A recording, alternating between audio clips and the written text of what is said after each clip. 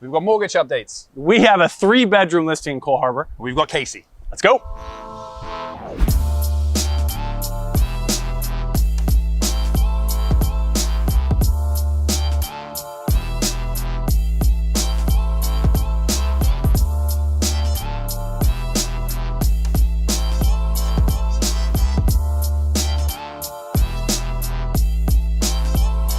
What's up, guys? Welcome back to this week's McInnes Marketing Minute. I'm super pumped about this video today because... So am I.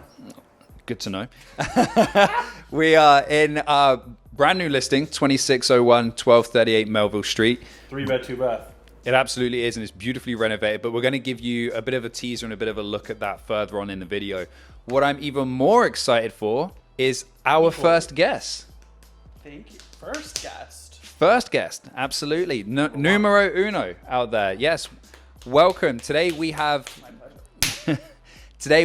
Casey Archibald with us. Casey has been a mortgage broker for 18 years. Over 18 years. And worked with the likes of CMHC and various different other realtors, I want to say. But yeah, really, I want to say you've been our go-to mortgage broker, but you've actually been more of the office's go-to mortgage broker now. Yeah, I don't want to make like a crude joke to start out. I get around. You get, you get around. Help.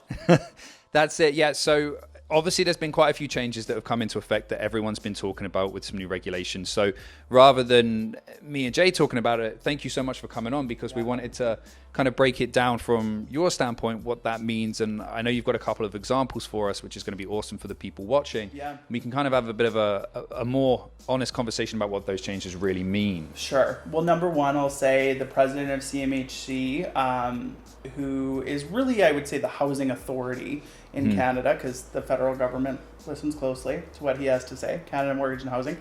He came out a couple of weeks ago and they're changing their underwriting parameters. One key factor is they're increasing their minimum credit score from their norm, or as of today at 600, all the way to 680.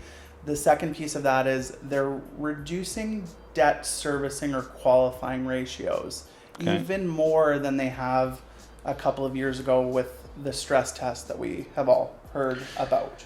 Oh yeah, famed stress test. But the key and the number one thing to note in this whole situation is CMHC is only one of the Canadian mortgage insurers.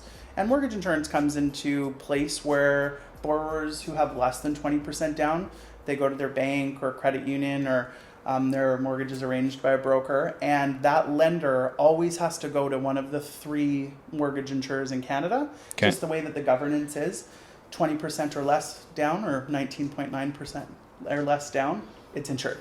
Okay. So the factor here to note is that even though CMHC is tightening and changing their parameters, both Genworth and Canada Guarantee, the 2 non-government insurers in Canada, have said, we're not following suit.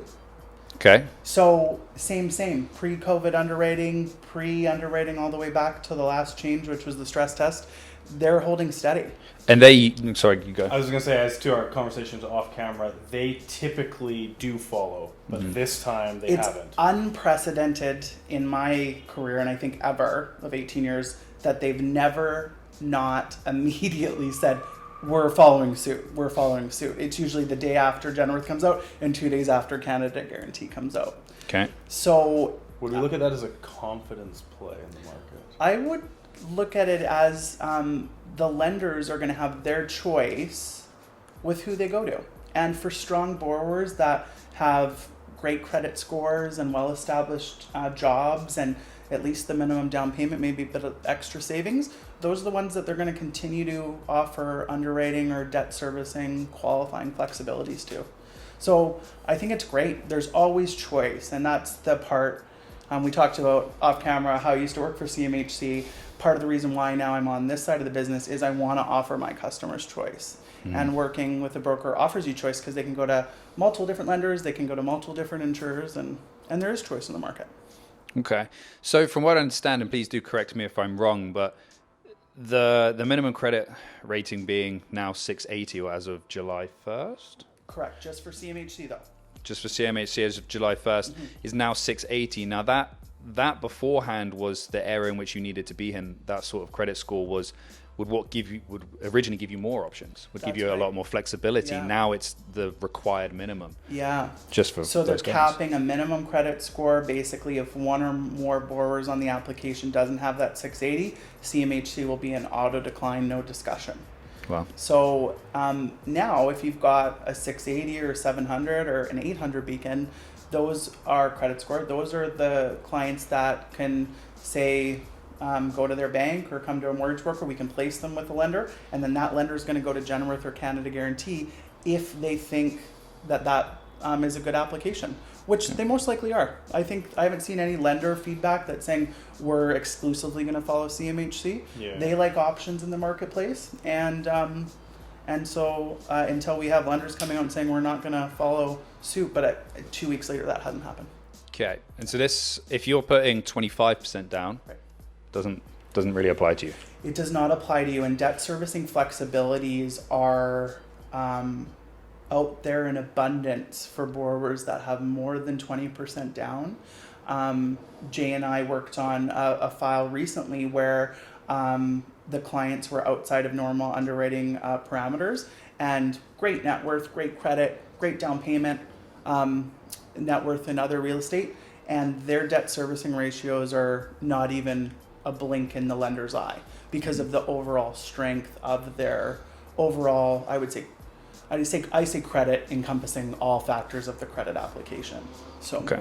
yeah. Okay. So conventional mortgages more than 20% down, lenders will offer extreme debt servicing flexibilities case by case.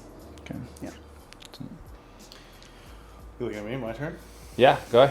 I'm going to break off from this general information. I want to talk about this place. So numbers. Yeah. We can get back to that stuff in a second, just to break it up. So Sure. we are, as we'll tour through virtually in a second here, at 12499 list price for this unit. So numbers today Yeah. on this, what would that look like for someone? So government regulation is that as soon as the purchase price is over 1 million, the borrower has to have a minimum of 20% down. Any borrower. Any borrower. Government regulated. That's one stipulation they have of the banks in a $1 million plus category is you cannot lend unless they have a minimum of 20% down. That's essentially the number one rule that the government puts on the bank. So for this property, 1.25 thereabouts listed, Yeah. just under 250,000 down payment, $1 million mortgage. Mm-hmm. Mortgage payments at current rates on this place are going to be about $4,400. And the good news with that is even though 4,400 times 5 ends up being about 265,000, it's a big price point over 5 years, but not for someone that can qualify for this. What happens is the principal pay down, depending on what your rate ends up being, is between like $155,000 and $165,000. So that's built equity. a built equity. Not even looking at market appreciation. I think we're all strong advocates of the Vancouver market, being that we've seen it increase over the last several years, and with demand we expect it to continue to increase. But I look at it and say, even if it flatlines and in 5 years this place is still worth market value of 1.25, and aside from the down payment you put into it, you also have an additional principal pay down or equity of another $160,000. Which, and my mind is going blank due to old age. I don't think we've talked about it already. But in these, when the rates come down, Yes. your monthlies that the lender puts forward saying this is what it's going to be doesn't necessarily fluctuate. However, within the monthly payment, the equity pay down as opposed to interest Yeah, so pay down shifts. as interest rates come down, your overall payment is also going to decrease, but there's more of that payment that goes towards principal than interest because the interest is lower. So just to give you, I don't have a month by month example, but like if your principal pay down on this is 260, or your total payments are like 265,000 over 5 years, like about 160 is going towards principal pay down and 105 to 110 going towards interest.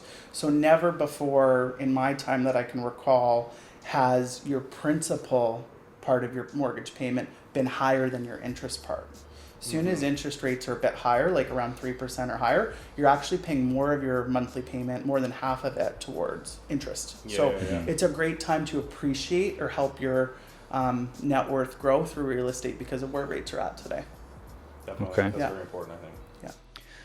Yeah, and I think, again, conversations that we've had, I think a lot of people think that CMHC are practically the only lender. Well, not lender, insurer, I should say. But that's not the case, and it's not actually 100%. And maybe you can give us a little bit more of an insight as to what that ratio, I know you can't say exactly, but roughly what that kind of looks like. I would say, and I worked for CMHC for a number of years. I also worked for one of the private insurers before I became a broker, Canada Guarantee. So I know sort of historically what their market share was and what they were aiming for. My best guess now would be of all of the high ratio mortgage business, which is any mortgage in Canada with less than 20% down. I would say 1 out of 2 of those are done at CMHC, and one of 2 of those are done at either Genworth or Canada Guarantee.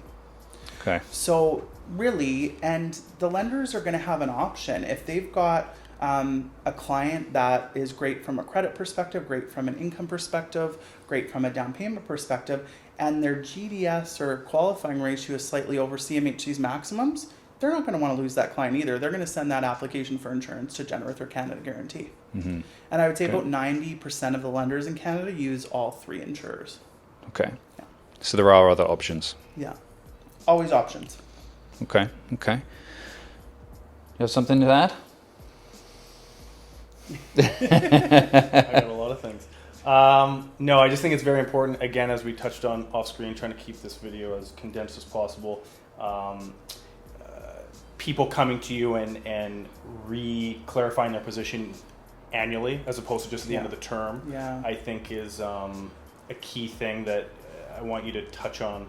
Annual mortgage reviews for any of their past clients. If you're a client that isn't a past client of ours, get in touch with either your banker or even a broker and talk about your mortgage. I can't tell you how many people during COVID contact me because they're wondering if they could, defer their mortgage or they've lost their job and what their options are. When I look at these rates for people going back a year and a half, they were like mid 3s. Now they're in the mid 2s for a lot of people, even less than 2.5. We can transfer that mortgage from one bank to the other without any increase to the mortgage amount and save them, depending what their mortgage is, like between $5,000 and $20,000. So getting in touch with a mortgage professional every year on the year of your move-in date is like the best thing that you can do. Sometimes it's a hold steady or there's a prepayment penalty that isn't going to make it worthwhile to change, but get in touch more than just when your mortgage comes up for renewal. That's a hugely important thing. It's one of the things I pride myself on in my business is initiating that review with my clients so we can see if we can save them money, see how they're doing, see where they're at. Into the good stuff. Yeah. So there's that one. Give us a couple of more top tips from Casey Archibald, mortgage extraordinaire.